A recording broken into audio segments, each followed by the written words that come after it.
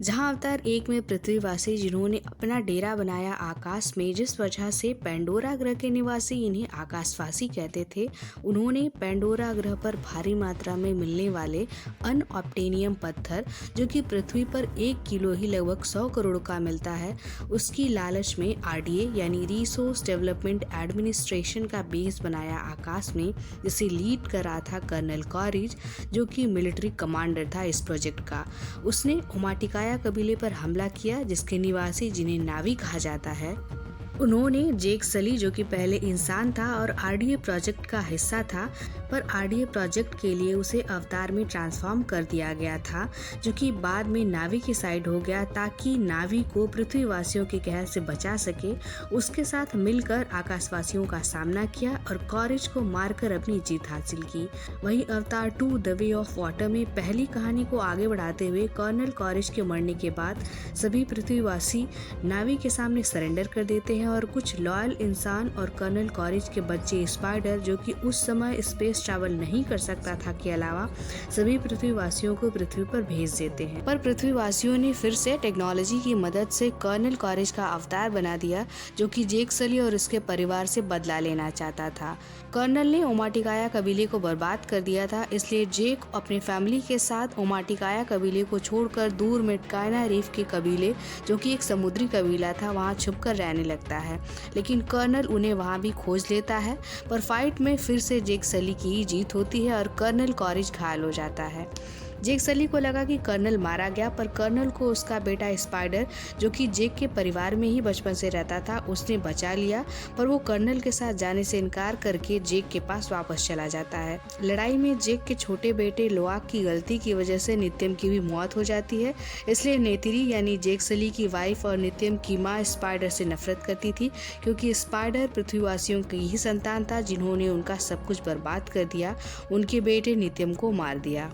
वहीं 2025 में आए अवतार 3 द फायर एंड ऐश में जुड़ने वाला है वोल्केनो ड्वेलर राख कबीले यानी मैंगवान की साहिक वरांग का कहर, जिसे नफरत है एमा के पूरे वंश से, जो मिटाना चाहती है उनके सरदार जैक सली के नामो निशान को।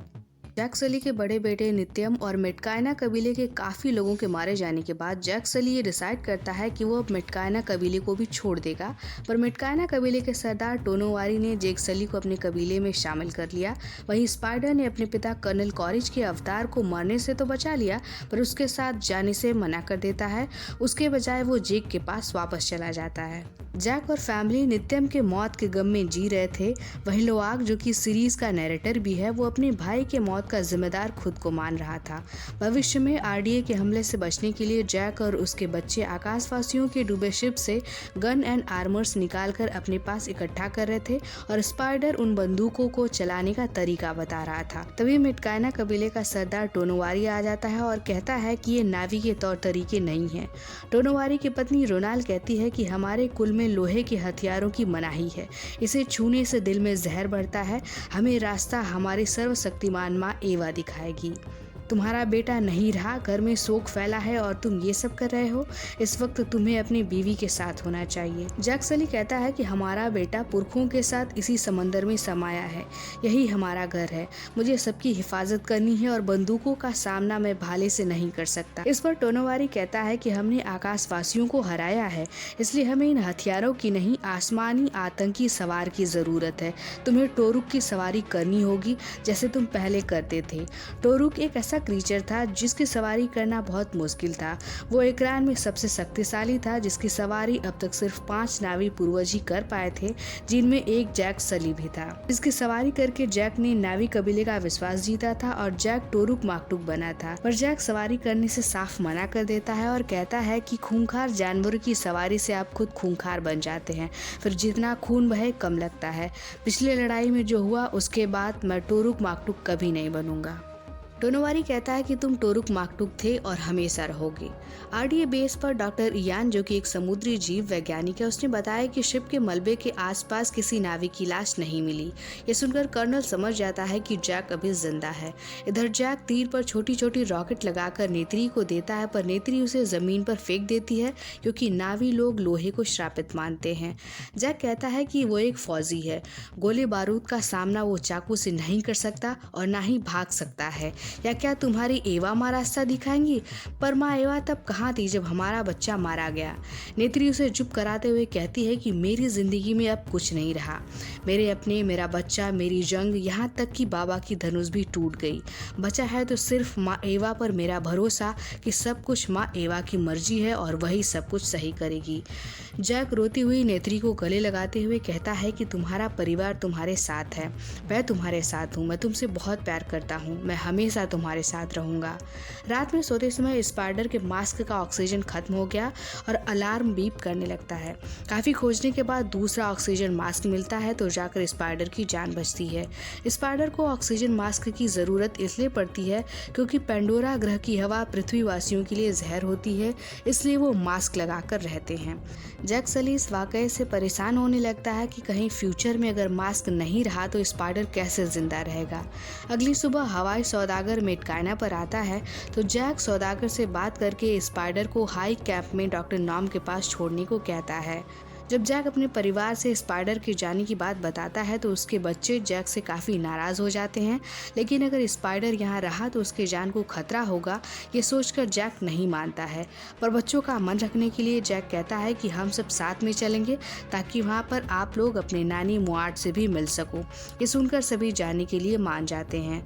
जैक हवाई सौदागर को जब ये बताता है कि अब उसका पूरा परिवार भी साथ जाएगा तो सौदागर पहले तो मना करता है, फिर मान जाता है क्योंकि जैक कहता है कि वो उसके जहाज को राख कबीले के हमले से बचाएगा।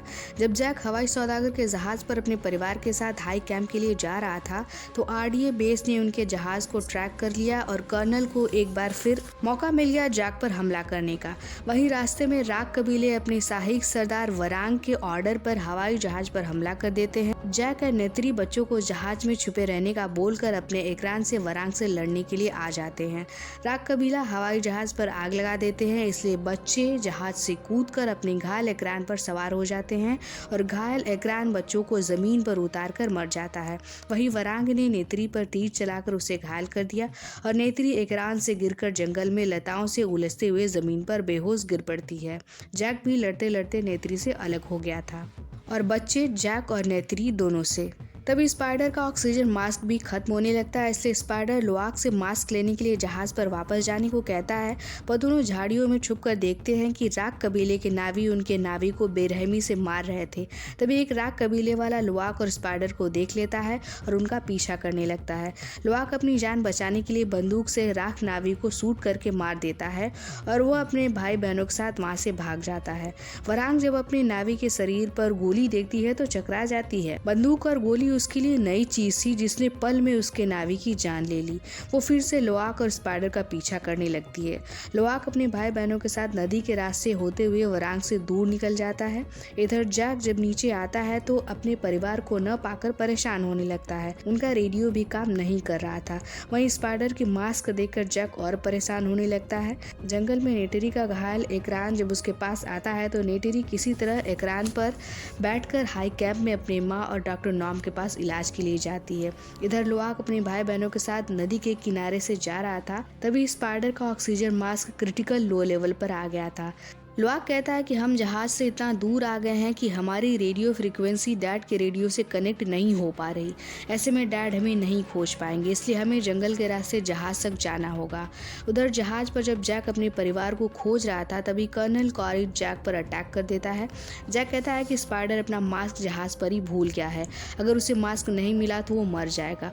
कर्नल अपने बच्चे को कैसे मरने देता है, इसलिए वो जैक के साथ बच्चों को खोजने निकल पड़ता है। जंगल में जब स्पाइडर का ऑक्सीजन बिल्कुल लो हो गया तो लोआक उसे अपने कंधे पर बैठाकर तेजी से जहाज की तरफ बढ़ ही रहा था कि स्पाइडर की सांसें उखड़ने लगी।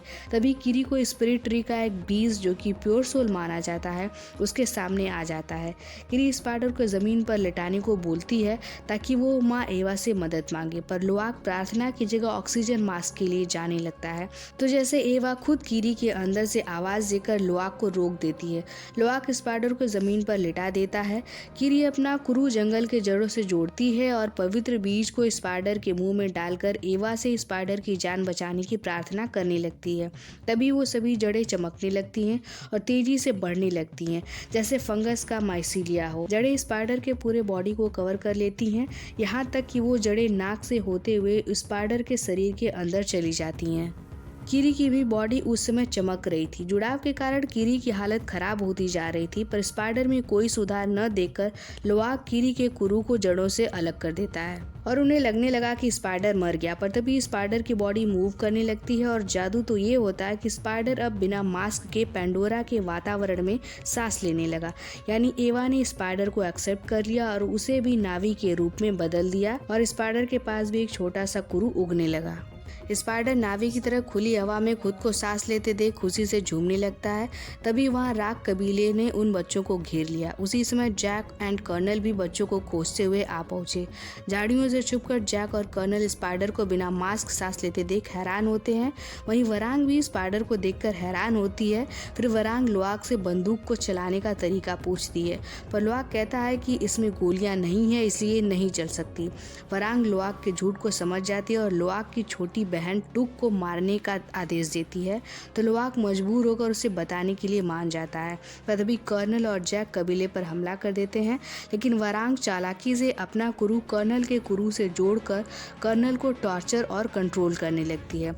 फिर वो कर्नल से ही बंदूक चलाना सीख लेती है। वरांग बच्चों सहित कर्नल एंड जैक को बंदी बनाकर उनकी बलि देने की तैयारी करने लगती है। जब सभी राग कबीले मस्ती में झूम रहे थे, कीरी अपने कुरू को जंगल के पेड़ों की जड़ों से जोड़कर जहरीले पौधों को कंट्रोल करने लगती है और निगरानी कर रहे राख नावी को घायल करके वहां से जैक और कर्नल के साथ भाग जाती है। वो सभी एक बार फिर नदी में तैरकर वहां से निकल जाते हैं और वरांग उनको नहीं खोज पाती है।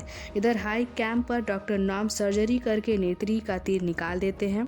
होश में आने पर नेत्री अपनी माँ मुआट और डॉक्टर नॉम को बताती है कि जैक और उसके बच्चे खतरे में हैं। डॉक्टर नॉम अपनी टीम के साथ अवतार में आकर नेत्री के साथ उन्हें खोजने निकल जाता है। नदी तैर कर जब जैक, कर्नल और बच्चे नदी के किनारे आते हैं तो किनारे पर ही थके होने के कारण रुकने का फैसला करते हैं। कर्नल कहता है कि चलो बहुत हुई दोस्ती, अब हम अपना हिसाब पूरा कर लेते हैं। इस पर जैक कहता है कि हम लोग काफ़ी थक गए हैं और वरांग कभी भी हम पर हमला कर सकती है, इसलिए हमें अपनी ताकत बचाकर रखनी होगी। क्यों न हम बाद में ये हिसाब पूरा करें। कर्नल फिर से जैक से अग्री हो जाता है। जब सुबह होती है तो जैक को एक रैन की आवाज़ आती है, जिसे सुनकर वो डर जाता है कि राख कबीला फिर से तो कहीं नहीं हमला कर रहा उन पर ऐसा नहीं था। वो हाई कैंप से आए डॉक्टर नॉम एंड नेत्री होते हैं। उन्हें देखकर जैक खुश हो जाता है। तभी कर्नल वहाँ से धीरे से निकल जाता है। डॉक्टर नॉम स्पाइडर को बिना मास्क सांस लेता देख हैरान होता है। नेत्री अपने बच्चों और जैक से गले मिलती है, पर स्पाइडर से नहीं मिलती। फिर सभी अपने मंजिल हाई कैंप जाते हैं स्पाइडर को छोड़ने। वहां डॉक्टर नॉम स्पाइडर का टेस्ट करके बताता है कि माइसीलिया जंगल की जड़ की तरह स्पाइडर के पूरे शरीर में फैल गई है, जिसने उसके हर सेल और खून को ही बदल दिया है। अब वो नहीं निकल सकती। अगर हमने उन्हें निकालने की कोशिश की तो स्पाइडर मर जाएगा। और माइसीलिया नेटवर्क से फ़ायदा ये हुआ कि स्पाइडर अब हम नावी जैसा ही हो गया है।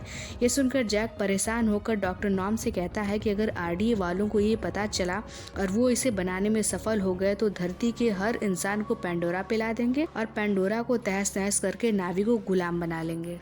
दूसरी तरफ कीरी माँ एवा से अपने लगाव के बारे में पता लगाने के लिए ट्री ऑफ सोल से कुरू के जरिए जुड़ती है और आत्मलोक में पहुंचकर माँ एवा से अपने अस्तित्व से जुड़े सवाल जानना चाहती है, पर माँ एवा उसके सामने नहीं आती। काफी देर जुड़ने के कारण कीरी बेहोश होने लगती है, उसे दौरे पड़ने लगते हैं। तभी डॉक्टर नॉम आकर उसे बचाता है। कीरी इमोशनल होकर फिर से वही सवाल करती है तो नेत्री और जैक एक राज का खुलासा करते हैं कि तुम्हारा कोई पिता नहीं है, तुम पार्थेनोजेनिक हो, यानी डॉक्टर ग्रेस की हूबहू कॉपी। नेत्री की माँ मुआट बताती है कि जब तुम्हारी माँ डॉक्टर ग्रेस ऑगस्टिन का अवतार मर रहा था, तब डॉक्टर ग्रेस के अवतार को माँ एवा की गोद में रखा गया। माँ एवा ने ग्रेस के गर्भ में एक बीज रखा जो कि तुम थे, यानी तुम असल में माँ एवा की बेटी हो, इसलिए तुम माँ एवा से जुड़ाव महसूस करती हो। कीरी कहती है कि अगर मैं माँ एवा की बेटी हूँ तो वो मेरी पुकार क्यों नहीं सुनती। नेत्री समझाती है कि माँ एवा ने तुम्हारा रास्ता तय किया है, चाहे वो भले ही अभी तुम्हें न दिखाई दे, पर तुम्हें भरोसा करना होगा। आगे डॉक्टर नॉम बताते हैं कि अगर तुमने फिर से माँ एवा से जुड़ने की कोशिश की तो तुम्हारी जान चली जाएगी। इधर स्पाइडर के टेस्ट के बाद जैक नेत्री से कहता है कि अब स्पाइडर हाई कैंप पर नहीं रह सकता, क्योंकि अगर आरडीए वालों ने इसे पकड़ा तो हमारे हथियार उन्हें नहीं रोक पाएंगे। नेत्री कहती है कि अगर स्पाइडर हमारे लिए इतना ही खतरा है तो इसे मार क्यों नहीं देते। ये सुनकर जैक थोड़ा सहम जाता है और कहता है कि स्पाइडर भी हमारा ही परिवार है, वो हमारे साथ तट पर चलेगा, वहाँ सेफ रहेगा। पर नेत्री किरी को ये सुनकर अच्छा नहीं लगता है और वो कहते हैं कि हाँ, तुम तो टोरुक माकटुक हो और जो तुम कहोगे वही होगा, और उदास होकर वहाँ से चली जाती है। इधर समंदर में कैप्टन माइक, जो पिछली बार के टुलकुन हमले से अपना हाथ गवा बैठा था, उसका टुलकुन यानी वेल जैसे समुद्री जीव को मारकर उनके बॉडी से कीमती फ्लूइड निकालकर अमीर बनने का सपना अभी भी वैसे ही बरकरार था। वो फिर से टुलकुन का शिकार करने लगा। जैक स्पाइडर और परिवार के साथ जब वापस मेटकाना कबीले के पास आता है तो टोनोवारी बताता है कि आकाशवासियों का पहले वाले से भी बड़ा जहाज समंदर में आया है। उसने हमारे कई टुलकुन मार दिए और तड़ी पार टुलकुन यानी कबीले से निष्कासित टुलकुन, जिसका नाम पाइकन, वो फिर से जवान टुलकुन को आत्मरक्षा के लिए भड़का रहा है। पिछली बार उसने आज्ञा नहीं मानी, जिस वजह से टुलकुन समूह को काफी क्षति पहुंची, इसलिए उसे समूह से निकाल दिया गया था। अब एक बार फिर से टुलकुन परिषद ने उसके बारे में फैसला करने के लिए सभा बुलाई है। सभा में टुलकुन महामाता ने फैसला लिया कि पाइकन नियम के विरुद्ध चल रहा है, जान लेने पर प्रतिबंध है, पर पाइकन ने शैतान के जहाज पर हमला किया, इस वजह से बहुत से टुलकुन मारे गए। साथ ही जैक ने अपना बेटा खो दिया, इसलिए पाइकन निष्कासित था, पर उसके बाद भी पाइकन अपने हरकतों से बाज नहीं आ रहा है और अब भी जवानों को भड़का रहा है, इसलिए पाइकन अब इस सागर में नहीं रहेगा, उसे दूर जाना होगा, इतनी दूर कि उसकी पुकार कोई न सुन पाए, और पाइकन हमेशा के लिए निष्कासित किया जाता है। फैसला सुनकर पाइकन वहां से हमेशा के लिए चला जाता है। पाइकन को जाता देख लोआक और टोनोवारी के बच्चे सिरेया और ओनंग बगावत करने लगते हैं। लोआक कहता है कि ये अन्याय है, भाई की मौत का जिम्मेदार पाइकन नहीं है, उसने सभी की जान बचाने के लिए लड़ाई की, वो एक योद्धा है। वो महामाता के फैसले पर सवाल उठाने लगता है तो जैक लोआक को सभा से खींचकर बाहर ले जाता है और आज्ञा का पालन करने को कहता है, और ये भी कहता है कि तुम्हारे आज्ञा न मानने के कारण ही तुम्हारे भाई की जान चली गई। ये सुनकर लोआक का दिल टूट जाता है और वो वहाँ से चला जाता है। गिल्ट में लोआक खुद को गोली मारने जा रहा था, पर कुछ सोचकर बंदूक फेंक देता है। तभी किरी और सिरिया वहां आ जाती हैं और उसे समझाती हैं कि हम सभी तुमसे बहुत प्यार करते हैं, हमें तुम्हारी जरूरत है, तुम कुछ बड़ा करने के लिए पैदा हुए हो। सिरिया, जो कि लोआक को पसंद करती थी, वो कहती है कि तुम अपने पूर्वजों की धनुष जोड़ सकते हो जिसे तुम्हारी माँ हमला करती है। वो उसे ठीक देखकर काफी खुश होंगी और फिर वो धनुष को जोड़ने में लग जाते हैं और उसे ठीक कर लेते हैं। नेत्री जेक से कहती है कि लोआक पर उसके भाई की मौत का इल्जाम मत लगाओ, वरना हम अपना दूसरा बेटा भी खो देंगे। तुमने परिवार की रक्षा का वादा किया तो उसे पूरा करो। जैक ये सुनकर गुस्से में पूछता है कि क्या तुम्हें ये लगता है कि हमारा बेटा मेरी वजह से मरा, मेरे लिए के फैसले से मरा? नेत्री कहती है हाँ, और अभी भी हम उस गुलाबी खाल वाले आकाशवासी को बचाने के लिए यहाँ छुपे हैं। अगर अपने परिवार और उस आकाशवासी स्पाइडर में से किसी एक को चुनना हो तो मैं अभी उसकी जान ले लूँ, पर तुम उसकी हिफाजत करने के लिए हमारे परिवार की जान खतरे में डाल दे रहे हो। मुझे नफरत है उस गुलाबी खाल वाले से, उनके गुलाबी हाथों से नफरत है, उनके गंदे दिमाग से नफरत है। जैक कहता है कि मैं भी अंदर से इंसान हूँ, तो क्या मुझसे भी नफरत है? मैं भले अवतार हूँ पर हूँ तो गुलाबी खाल वाला ही। क्या तुम्हें अपने बच्चों से नफरत है, उनके 5 अंगुलियों वाले हाथ से नफरत है? जब वो गलती करते हैं तो क्या तुम्हें उन पर शर्म आती है? नेत्री अफसोस में रोते हुए जाने लगती है तो जैक अपने गुस्से पे कंट्रोल करते हुए नेत्री से माफी मांगता है और समझाता है कि हमारे बच्चे हमारी ताकत हैं, हमें डटे रहना है, सब कुछ ठीक हो जाएगा। इधर किरी स्पाइडर को कुरु से किसी अन्य जीव से जुड़ाव सिखा रही थी। वही कर्नल जब स्पाइडर का और जैक का पता नहीं लगा पाता तो दूसरा खतरनाक तरीका निकालता है और वो वरांग की मदद लेने उनके राग कबीले के डेरे पर चला जाता है। कर्नल वरांग को एडवांस गोला बारूद और गन का लालच देते हुए जैक को पकड़ने के लिए उसका साथ मांगता है। वरांग कर्नल को बताती है कि जब ज्वालामुखी फूटा तो हमारा पूरा कबीला और जंगल जल गया, तब मैं और कबीले के बचे हुए लोगों ने माँ एवा से मदद की गुहार की, पर एवा ने हमारी मदद नहीं की, इसलिए मुझे एवा और उसके वंश से नफरत है, मैं उनको मिटा देना चाहती हूँ। दोनों के बीच डील फाइनल हो जाती है और कर्नल सारे हथियार वरांग को सौंप देता है और गन को चलाने का तरीका भी सिखाता है। आगे उनमें लव अफेयर का भी एंगल शुरू हो जाता है। इधर सिरिया लोआक को बताती है कि उसकी टुलकुन बहन ने बताया कि उसे पाइकन की आवाज़ आती है, वो अपने कुल को बुलाता है। ये सुनकर लोआक अपनी माँ को वो धनुष देता है, उनके गले लगता है और उनको बिना बताए ही पाइकन की मदद करने के लिए दूर समंदर में चला जाता है। सिरिया उसे रोकने की कोशिश करती है पर वो उसकी बात नहीं सुनता। सिरिया लोआक को अकेले नहीं छोड़ सकती, इसलिए अपने भाइयों से बताकर वो भी जाने लगती है। ऐसे में उसके भाई सिरिया के साथ जाने का फैसला करते हैं और वो भी किसी को बिना बताए और समंदर में चले जाते हैं। सुबह में जब टोनोवारी को उनके जाने का पता चलता है तो टोनोवारी जैक को बताता है। जैक कहता है कि तुमने उन्हें क्यों नहीं रोका, कुछ लोग इकट्ठा करो, हम उन्हें खोजने जाएंगे, मेरा बेटा गहरे समंदर में अकेला है। टोनोवारी कहता है शैतानी जहाज आने लगे हैं, ऐसे में टुलकुन की रक्षा के लिए हमें यहाँ भी योद्धा चाहिए, तुम्हें लोआक की चिंता नहीं करनी चाहिए, पाइकन जब मान जाएगा तो वो सुरक्षित वापस आ जाएंगे। नेत्री जैक को धनुष दिखाते हुए कहती है कि तुम्हारे बेटे ने इसे ठीक कर दिया, उसके रगों में हमारे पूर्वजों का खून दौड़ रहा है, तुम्हें उस पर भरोसा करना होगा, वो सुरक्षित वापस जरूर आएगा, उसे अपनी ताकत अकेले पहचानने दो। इधर कर्नल और वरांग सीरिया की दोस्त पर हमला करके उससे जैक और स्पाइडर का पता लगा लेते हैं। उस समय स्पाइडर किरी के साथ जंगल गया था। कर्नल स्पाइडर को वहां से उठाकर आरडीए लेकर चला आता है। किरी किसी तरह बचते हुए जैक के पास जाकर कर्नल के वापस आने और स्पाइडर को ले जाने की बात बताती है। तभी कर्नल फिर वापस आ जाता है और छुपे जैक को सामने लाने के लिए उनकी झोपड़ियों को जलाने लगता है। मजबूर होकर जैक सामने आता है और नेत्री और कबीले को बख्श देने का वादा लेकर अपने आप सरेंडर कर देता है और कर्नल के साथ आरडीए चला जाता है। आरडीए बेस पर स्पाइडर पर रिसर्च शुरू कर देते हैं। उधर समंदर में सीरिया और उसके भाई लोआक को खोज लेते हैं। तभी लोआक के ऊपर स्क्विड जैसे सी यंग जीवों का अटैक होने लगता है। लोआक उनसे घिर गया था। तभी सीरिया की टुलकुन बहन आकर सभी सी यंग को मारकर लोआक की जान बचा लेती है, पर लोआक बेहोश हो गया। जब उसे होश आया तो वो पाइकन का पूछता है। सीरिया बताती है कि वो बहुत पास में आ गया है, जल्द ही हम तक आ जाएगा। कुछ देर में पाइकन उन तक आ जाता है। पाइकन उन्हें अपने कुल के अंतिम सदस्य तनोक से मिलवाता है, जिसे जहाज वालों ने बुरी तरीके से घायल कर दिया था और उसकी आंख भी फोड़ दी थी। आरडीए बेस पर कर्नल स्पाइडर को मनाने के लिए उसके पास जाता है और स्पाइडर को बताता है कि तुम अपनी माँ की तरह शेर हो, और स्पाइडर को उसने उसकी माँ की एक लॉकेट वाली चेन दी। डॉक्टर माइक बताता है कि इस समय टुलकुन का शिकार करना फायदे में रहेगा, क्योंकि इसी समय बड़े बड़े और प्रेग्नेंट टुलकुन प्रजनन महोत्सव यानी रिप्रोडक्शन फेस्टिवल मनाने के लिए एक जगह इकट्ठा होते हैं। ऐसे में इन पे हमला करके हमें जैकपॉट लग जाएगा। पर डॉक्टर इवान को ये प्लान नहीं पसंद आया, क्योंकि ये बड़े स्तर पर टुलकुन का खात्मा है। पर डॉक्टर माइक उसकी बात नहीं मानता। जेल में कैद जैक से मिलने कर्नल आता है और उसे बताता है कि कल तुम्हें मार दिया जाएगा। जैक उसे समझाता है कि तुम हम जैसे हो, हमारे साथ आ जाओ, कर्नल मर गया है, तुम भी नावी ही हो। पर कर्नल उसकी बात नहीं मानता। उधर लैब में स्पाइडर अपने माँ के लॉकेट की हेल्प से विंडो शीट खोलकर लैब से फरार हो जाता है और डॉक्टर यान को भी अब महसूस होता है कि उसकी मदद जैक ही कर सकता है टुलकुन को बचाने में।